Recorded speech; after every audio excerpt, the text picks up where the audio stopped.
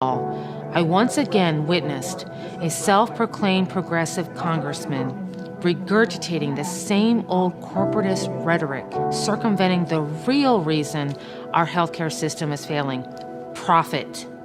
As a businesswoman, I understand all too well that insurance and pharmaceutical companies are solely motivated by profit margins. But I'm not just a businesswoman. I'm a human, a grieving mother, a Nevadan, and now an activist. I know that healthcare is a human right, not just another consumer product. In order to ensure that all Americans have quality, comprehensive healthcare, we must remove profit margin from the equation. We must fight loudly and proudly for Medicare. My name is Ruben DSilva, and I'm running for U.S. Congress here in Nevada's 1st District. My family immigrated to the United States when I was a toddler. I grew up in Las Vegas. I graduated from Rancho High School and served in the Marine Corps. I was gravely wounded by enemy fire in Fallujah, Iraq. I returned to Las Vegas, studied at UNLV, and graduated from Yale University. Hey everybody, hope everybody is doing well. Interesting, incredible people. Now it's time for me to reveal what is my take with them. And a lot of these individuals, like those two that you just saw, are really one of those like alternative Democrats. And really interesting people, a lot of great points. A brighter side of the Democratic Party certainly will deliver a lot of hope. But then again, even though they have a lot of great issues, like a lot of Democrats, they believe in things that I quite disagree. But again, when it comes to societal issues, I think the issue is not left versus right. It is about establishment versus the people that actually give a damn. And I really believe, very likely, that these individuals are not part of this crony establishment. Meanwhile, I have seen you, Amy Vilela, in the Young Turks. I don't trust the Young Turks. A lot of controversies, as well as many so-called alternative media outlets like, I would say, Alex Jones of InfoWars. But then again, I understand you're just trying to get some voices out there. The question is, will both of you and many others win? The chance of that is pretty high. I've seen you get out there. You have been appealing a lot of voters. But then again, the Harry Reid Culinary Workers Union, Jim Muir and MGM Resorts establishment really does not want that. And this is one of the reasons why I'm concerned about identity politics, because they're going to somehow cater to the minorities, the immigrants, the LGBTQ, single moms, all these different types of people, gather support. And of course, given the demographics of North Las Vegas, they're going to support people like Mr. Horsford to continue to perpetuate the establishment, while him and others like Jackie Rosen ignore the more important issues like income inequality, Wall Street corruption, and so forth. So in other words, the billionaires fund these candidates, the more important issues get ignored, and they continue to get these voters like prey to continue to perpetuate the system. And of course, many others like perhaps Kamala Harris, who endorsed Horsford, and Maxine Waters. The list goes on. Chuck Schumer, Bill de Blasio continue to perpetuate the establishment. And of course, you have a lot of flaws with the Democratic Party: higher taxes, people leaving, all these unnecessary rules and policies. States like California, Illinois, and New York are states that a lot of people, believe it or not, are fleeing. Sad to say. And that is just the sad reality of that the Democrats are really experiencing a burden. Now, of course, this video is not really an attack video against Amy Vilela and Ruben. Although I will criticize you on a lot of issues as I go on issue by issue, there will be a lot that I will praise about you. So, let's start with some of the issues, okay? So one of the things that I just wanted to point out, let's start with on the top of your list, which is education. Now, I understand there are flaws with charter schools and issues with education savings accounts, but you have to understand why people want them. And that is largely because Schools are not performing well. People want flexibility. And a lot of the money is just being hoarded by administrators. And that's especially the case in Democrat-run cities. But I truly believe the solution to our education system is we have good flexibility. Like myself, I went to a high-ranking school, believe it or not, and it didn't help me a lot. It's where I graduated, high school. And honestly, you seem to be against No Child Left Behind, Common Core. You want more trade schools. You want a lot of different options. I applaud you for that. A lot of Democrats are not, believe it or not, for that. And you want free college for all. And I understand you're going to have a better plan to pay for it, but I think it's just bringing the incentive that a lot of people who go to college really don't benefit because they don't major in things that really lead to a good paying job, and they spend a lot of time and they're really frustrated. And it doesn't increase their productivity. So that is really the heart of the problem. I want to go back to the old system of financing of colleges and universities. Not only that, but at that time you had a smaller share of the population that went. And of course, you understand the more people have to learn skills and trade schools and so forth. So I really applaud you for that. Next, about housing. Okay, we agree heavily that bubble bursting economy that happened in the Las Vegas Valley, which was one of the hardest hit, was totally unacceptable. I believe that the politicians and certain people should have been held accountable. Here's the thing, though. We have to make it easier for the private sector. We have the BLM that's limiting the supply of land. Perhaps that could be one issue, the disposal boundary, nominating, auctioning, everything else. And of course, there's increased costs of labor, materials, less competition. So I guess we train our workforce. We probably automate the labor with 3D printers, reduces the cost greatly. And of course, we still have a very similar system. All this cheap credit, low interest rates, landowners hoarding the land, waiting the prices to go up so they can build on it. So that creates a lot of problems for all of us, creates artificial scarcity. So I want to reform the private sector more efficiently. Now, if it doesn't work, even though the private sector really cares about profits, then I guess we can go with your plan and have a public option where basically that they can create thousands of units all across the Las Vegas Valley. And that sounds very reasonable. Okay? Keep that in mind. So let's go on to your next issue. Of course, environment, renewables. I will support renewables if the cost of renewables is cheaper or at the same as fossil fuels. If renewables is much more expensive, I'm not going to support it. I mean, just think about it. It's just going to increase the cost of living for a lot of us. And believe it or not, I do not want green so-called programs, which is why I'm suspicious about this whole climate change initiative that, believe it or not, they want to tax us in a lot of things we do. They have cap and trade programs like they do in California, and that's raised the cost of living, particularly for gasoline. This is one of the reasons why people have so much frustration to the Democratic Party. And I'm not in favor of joining the Paris Agreement because I think things should be done more locally and statewide. I don't want this to be like kind of a global initiative where people at the global level, and in fact, I heard Goldman Sachs is benefiting from this whole climate change initiative that's going to get in the hands of every aspect of our society. So that's just one of the things that I just wanted to point out. But I want incentives for people to go green, to be efficient, and so forth. And I do believe that it is possible that we can get out of fossil fuels. I do support especially geothermal energy. As far as Indians, I'm just suspicious about the Bureau of Indian Affairs. I'm not going to go down to every issue, as you can see here. We're going to skip basically things like disability, criminal justice reform. But now on the issue that I really don't seem to agree with you, Amy, which is immigration. And we met at an event. I talked about there are people who are concerned that the demographics are changing. And you said that that statement is racist. But look, the fact is that I think you probably need to compromise with these people. The fact is that there is a large number of Americans, especially Trump supporters, that don't like the demographic changes happening in Las Vegas, happening in America. And what really is pissing me off, the Western world.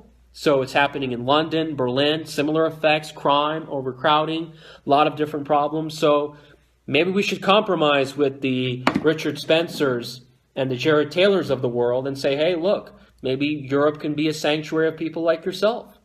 Just like I myself have a sanctuary for Iranian Americans.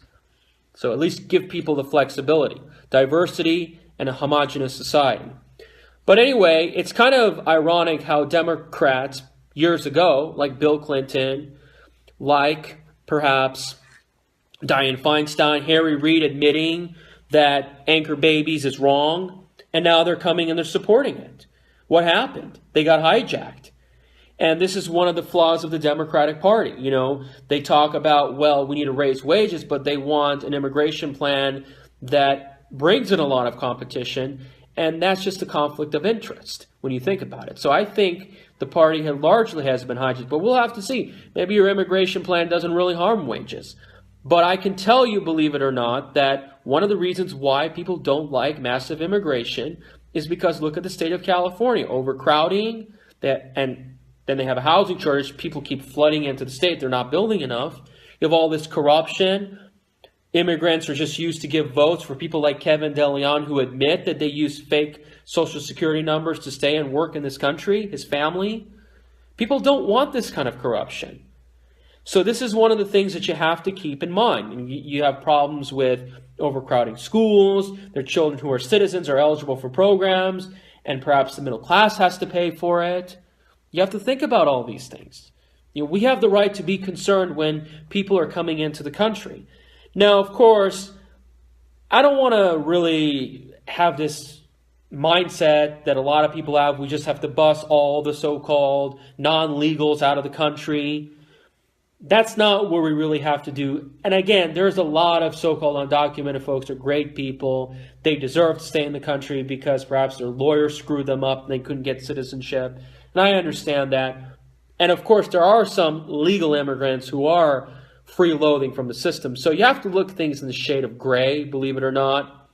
But then again, you cannot deny the problems. And I just want to say, I'm not really pissed off at the so-called immigrants, legal or non-legal. I'm pissed off at the special interest group, the lobbyists, the folks like Jim Murin of MGM Resorts, the Harry Reids of the world, who let this problem get out of hand for many years and decades. They need to be held accountable. We need to charge the employer and go after the employers and implement E-Verify, where Ruben admits that he wants to do.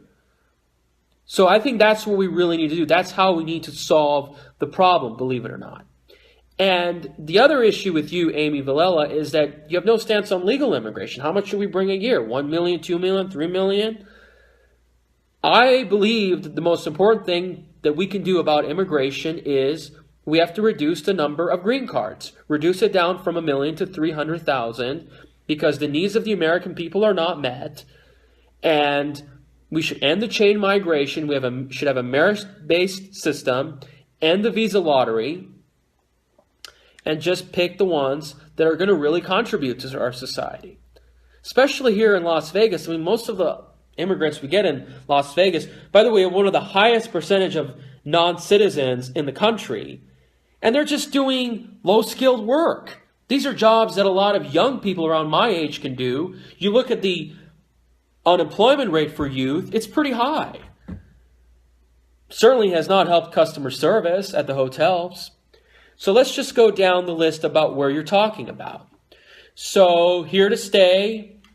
Okay, like I said, I just don't really care about whether they stay or go as my top priority. I just care about their impacts. No ban. Well, unfortunately, all you have to do is look at Europe, and it's caused a lot of problems. So how do you address that? No wall, okay? So you don't want any fences or borders. I guess that's what it says. People can just flood in no matter what. I mean, we have the right to know who comes into our country. A lot of countries do that. Why do people have walls and fences around their backyards? Do you have a wall and fence around your backyard, Amy? I just want to know. You have a lot of rich celebrities that have walls and fences in their backyards, and they say that they're against it. So how do we protect our country? And again, what about folks like MS-13? Do you think they're real? Do you think it's just made up? What about the people that have been killed? I want to know, is MS-13 operating in Las Vegas? So let's just scroll down. Of course, you want a DREAM Act and TPS. Unfortunately, I want there to be strings attached. When there's job openings, I want America.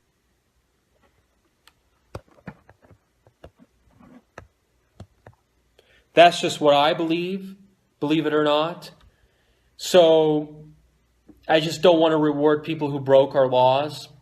Pathway to citizenship, like I said, it all depends. If they're just going to be used to basically pump up votes for people like Masto, I'm not going to be for it. I think there has to be limitations on government programs they can take until they can show themselves they're able to take care of themselves. Sanctuary cities, you want Las Vegas to be a sanctuary city? Well, I can tell you what happened to Kate Steinle. I probably shouldn't support it. Oh, and another thing. She wants to abolish ICE. So I guess there's no consequence of somebody coming in our country without any papers, any documentation, and committing a crime. I don't know what's your alternative to that. Now, another bright, important thing that I really admire about Amy is her desire to go after the financial sector, the corruption, the greed, the fraud, and a lot of these horrible things. Now, the issue is she does not talk about the Federal Reserve, IMF, World Bank. I'm sure she's aware about it, but I think she should talk about it. But I heard that she wants to jail the fraudsters who crashed and got away with so much during the last 10 to 20, 30 years. And I applaud her for doing that. And believe it or not, let's just go down the list. I do support Glass-Steagall. We have to separate the banks completely. And we have to make sure that we prevent speculative gambling activity on Wall Street. And she also supports postal banking. So there you have it. Certainly the interests that received is not going to be as devastating. Taxing capital gains, Robin Hood tax that can generate a lot of money. And I'll tell you this as a trader in the stock market. But I believe that she should bring back other regulations that were removed during the Reagan era. And not to mention, not just go after banks in terms of breaking them up, break up a lot of companies, airlines, energy companies. Just go down the list. Agriculture. We have a lack of competition. We have oligarchy in so many sectors of our economy. Now, let's just go down those. So that's when she does really, really good.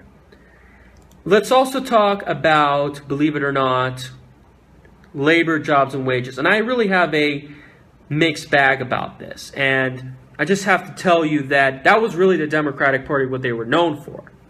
But some things have kind of worsened. Now, I just have to say, I just really don't think I should have an opinion about minimum wage. It doesn't really solve the problem.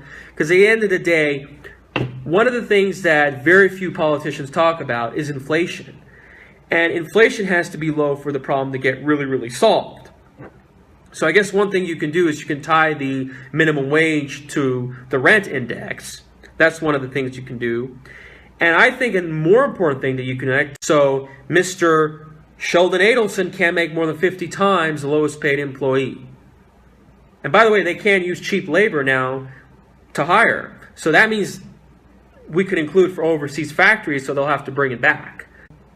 If, for instance, that a CEO wants to raise his pay 5%, then the bottom employee has to get the same too.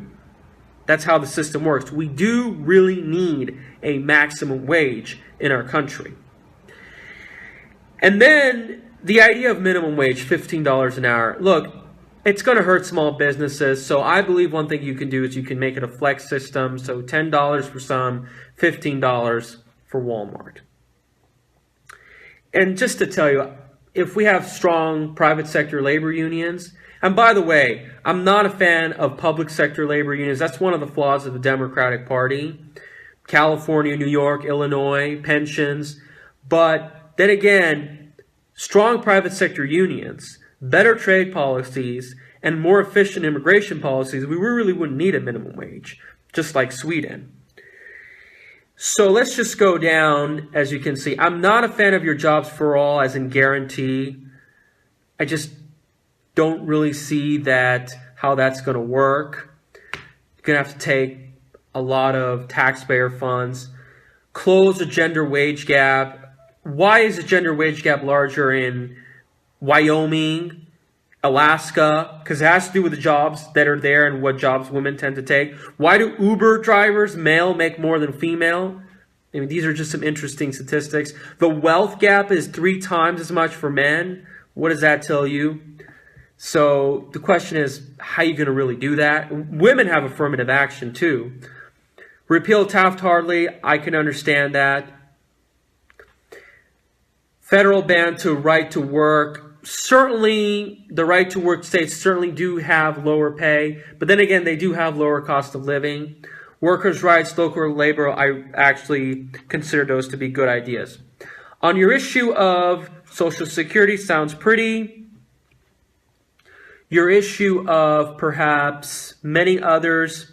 Healthcare, look, I understand what happened to your daughter. Sounds very reasonable. I'm very sorry about what happened. Then again, I just don't see your solution as the best solution. Now, can the government get involved? Sure.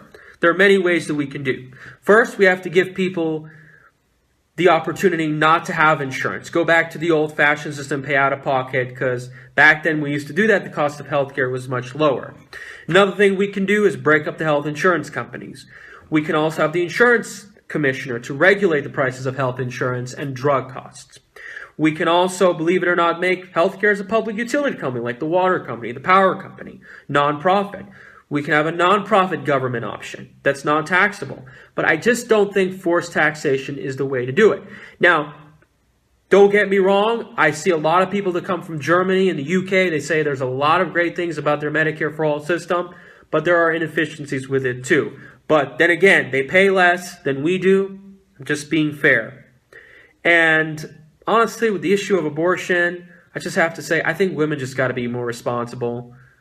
That's just it. I just want women to be responsible, except for some cases like rape, but just to have the child responsibly, just encourage them not to pursue such a process. So as we go down, again, like I said, for LGBTQ, I want morals. I want male to be males, females to be feminine. I don't have time to go down nuclear waste. I certainly don't want it. Let's just go down democracy and voting rights. Really a mixed feel. I support the Electoral College. I don't want California to have too much power.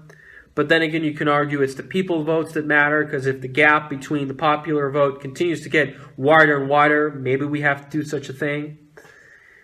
Overturn Citizens United. I am supportive of that. Publicly financed elections. Beautiful. Sounds like a lot of Green Party positions.